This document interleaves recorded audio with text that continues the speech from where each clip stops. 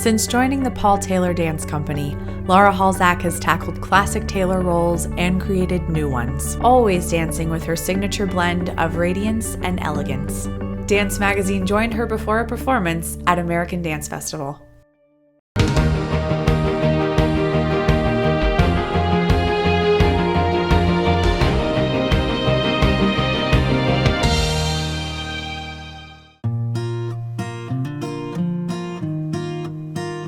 My name is Laura Halzack, and I dance for the Paul Taylor Dance Company. Right now, the company's in Durham, North Carolina, and we're getting ready to perform at the American Dance Festival. So this morning, I did get a little bit of a late start because I was up very late last night watching the Democratic National Convention. So I ended up rolling out of bed about 9:45. My ritual before every performance is just to review. I like to picture what I'm going to do, before I go out there. It just sort of keeps me focused. Then getting to the theater and of course to warm up, I have to listen to my mystical jams. I gotta listen to my Lorena McKinnon and just kind of zen out a little bit. I have a lot of energy. I know people probably don't believe that about me because usually when I go on stage, I'm playing something elegant like Death or something serious with profiles. So I don't think people really know that actually I do have a lot of energy that I need to just really chill myself out before I go on stage.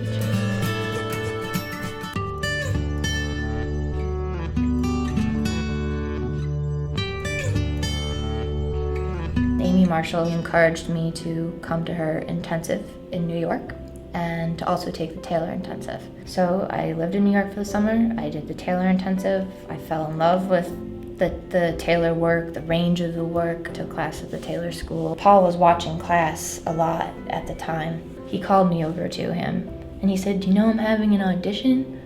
And I said, "I heard about that," and inside I'm going, I already signed up. I did that audition and I almost fell right on my backside, and he started laughing at me. And he said, "I know you can do better than that." And I thought, oh man, I blew it. But all I could do was laugh. But I still got a call back, and then it came down to 6 girls, and he turned to me and he said, "Laura, it's you." And I still get emotional thinking about it because I'd been working so hard, and that was a moment. It really changed my life, in a big way. A full-time dance job, and not just any full-time dance job, my dream dance job.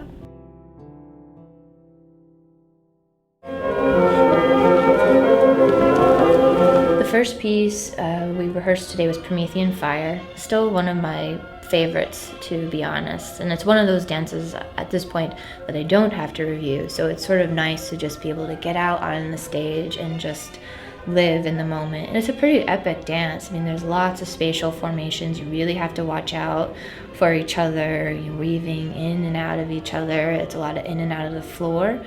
There's a lot of lifting. You see the spiraling, you see the earthboundness, but you also see how light it can be. And it was the first dance he choreographed after 9/11, and he'll never admit if that's what it's about, and I think that's sort of beautiful too. It ends sort of in an apocalyptic way with a pile of bodies, and the whole crowd comes back out for this last section, which is really sort of, I think, life-affirming and really uplifting. Can you travel a little bit more so that you let the girls off a little closer? Yeah. Our rehearsal director, Betty DeYoung, gives us the notes, and we also have a dance captain for every piece. So the dance captain's sort of a second pair of eyes, so if she's looking stage right, maybe they see something stage left, and they're allowed to write down their notes too. So it's a collaborative effort.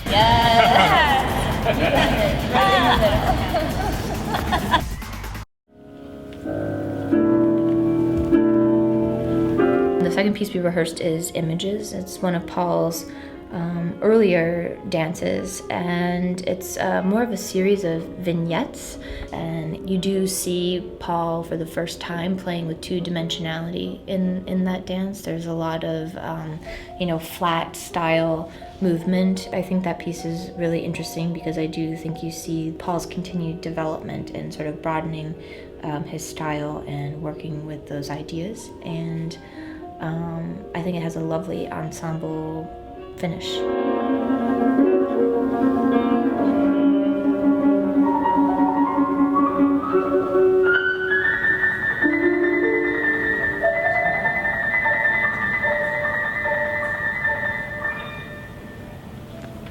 the essence of Paul's movement. It's very, very grounded movement.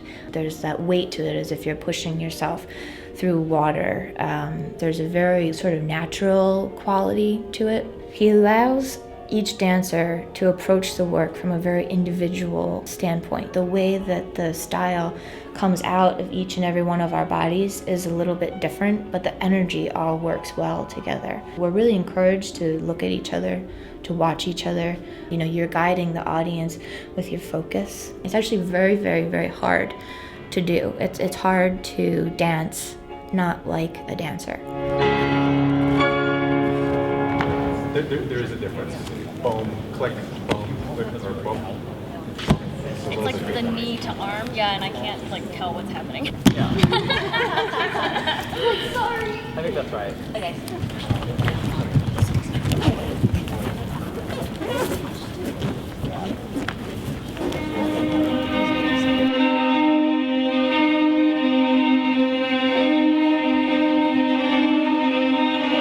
The third piece we rehearsed is Profiles. I would say it's one of Paul's most challenging dances. Ruth Andrian, one of the original cast members, said doing that dance is like doing a 12-minute push-up. This was one of Paul's big experiments with two-dimensional movement, where the entire thing is done very flat, facing front. The shapes are all very archaic.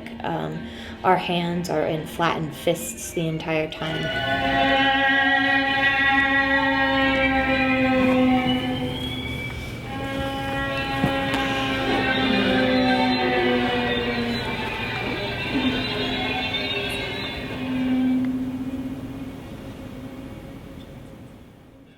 I love everybody in this company. Everybody really feels like a family. You know, you tour this much together. You go through the good, the bad, and the ugly, and you really do develop a unique love and respect for everyone you work for. And I hope 100 years down the line, when I'm no longer here, I hope people say that I was fun, and I hope they remember me as working hard, and I hope they remember me as loving my job and loving Paul's work, and as someone who just tried to do it with the generosity of spirit.